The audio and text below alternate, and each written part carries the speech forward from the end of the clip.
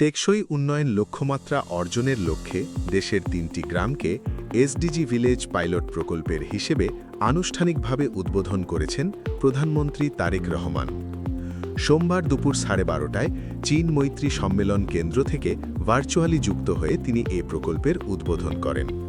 প্রকল্পের জন্য নির্বাচিত ৩টি গ্রাম হল রাঙ্গামাটির কাপ্তাই উপজেলার মিটিঙ্গাছড়ি গ্রাম, খুলনার দাকোপ উপজেলার পানখালী গ্রাম এবং দিনাজপুরের বোচাগঞ্জ উপজেলার নাফানগর গ্রাম। দেশের টেকসই উন্নয়নে অর্থনৈতিক কৌশল পুনর্নির্ধারণ প্রকল্পের অধীনে পরিচালিত এই উদ্যোগের মাধ্যমে এসডিজির 17টি লক্ষ্য বাস্তবায়নে কাজ করা হবে।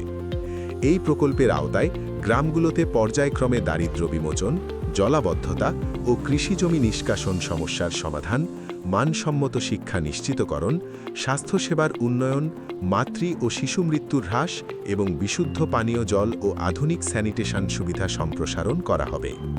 সরকারের এই জনকল্যাণমূলক উদ্যোগে অন্তর্ভুক্ত হতে পেরে ৩ গ্রামের বাসিন্দারা গভীর উচ্ছ্বাস প্রকাশ করার পাশাপাশি আন্তরিক কৃতজ্ঞতা জানিয়েছেন।